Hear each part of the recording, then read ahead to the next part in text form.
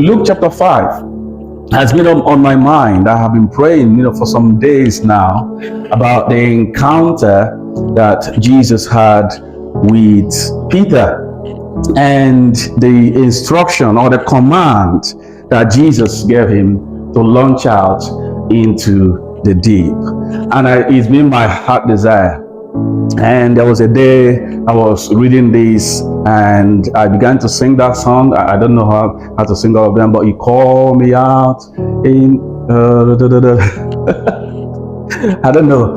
Do you know that song? Yeah, Oceans. Yeah, that's the one. But the bit that really I believe God used in speaking to me was taking risks sometimes to go into the unknown. Because if you want to move with God, sometimes it involves, this is what God was saying to me, it involves risks. You have to take risks sometimes, not knowing where you're asked to go or what to. In fact, a walk of faith sometimes could be a walk of risks, but He will always be with us. So, even though I wasn't planning to say this, but can we sing it? Not now, but towards the end at some point, please. But you don't have to if you're not prepared for it. It just came into my mind. But let's read that the place. It says, so it was, from Luke chapter 5. As the multitude pressed about him to hear the word of God, that he stood by the lake of Gennesaret, and he saw two boats standing by the lake, but the fishermen had gone from them and were washing their nets. Then he got into one of the boats, which was Simon's, and asked him to put out a little from the land, because they were just close to the shore.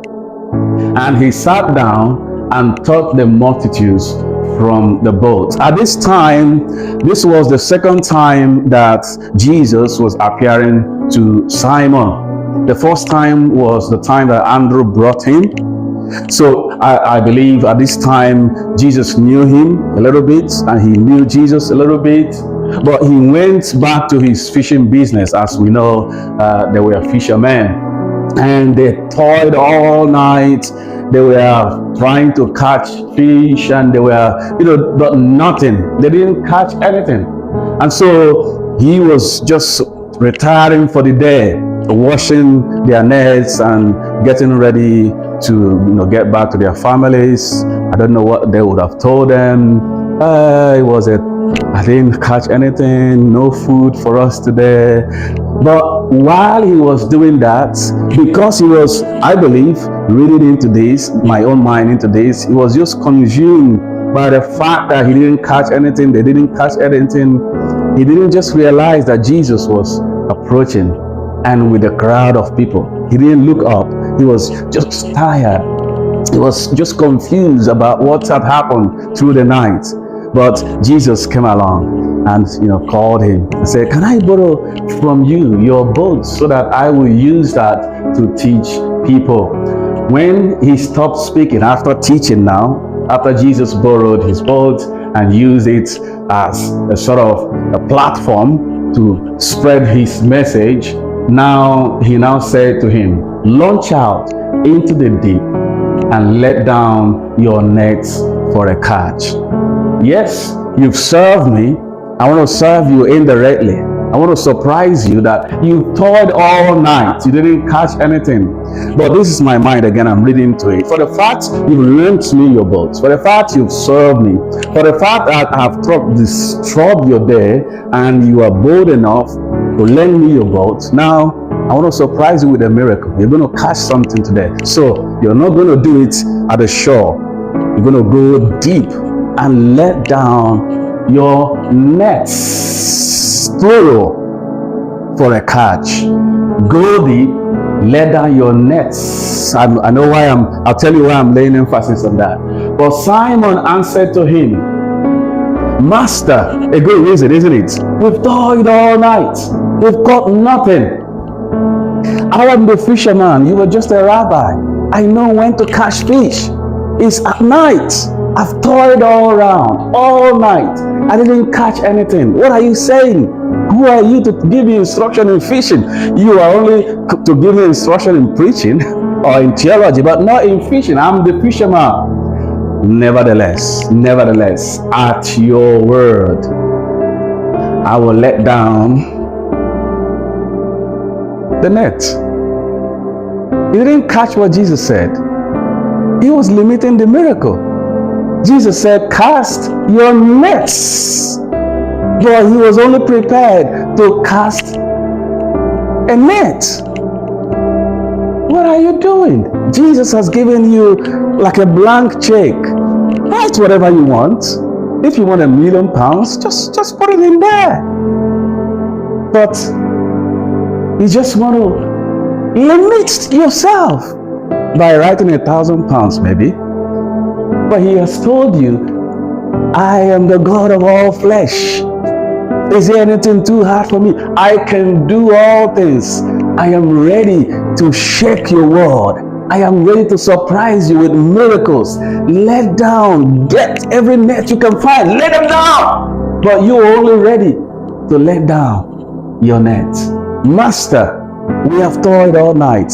How many times do we give excuses upon excuses? Oh, I've toiled all night. Oh, I'm not young. I am getting old. Oh, I'm not educated. Oh, I don't have money. Oh, I don't have skills on public speaking. Sometimes we are full of excuses when the Lord asks us to do something. Oh, I don't have money. Oh, I can't travel to Africa. Oh, I can't do this. I can't do this. But what he wants is our obedience, our willingness. That's what I believe. That's what he doesn't want us to look at our own qualifications. He just wants us at his word. That's what he wants. He's spoken the word. He wants us to jump on the word and let down our nets, not the net. Don't limit God. Move when he says move. But anyway, Peter realized that for the miracle to come to pass, I must go by the word. I must obey what he says. Each time God gives an instruction, it's not a time to analyze that with our human mind. It's not a time to sort of say, oh, I don't know if it's worked before.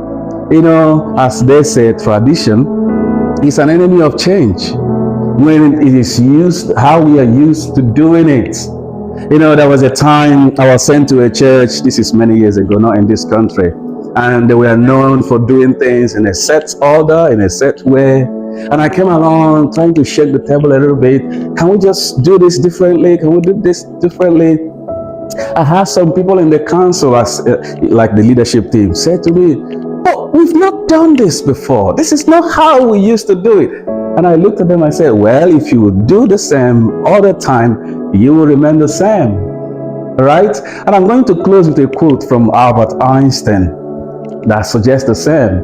If you are doing the same all and over the same time, how can you expect things to change? So even though letting down the nets talks about evangelism, but today I just want to look at it differently.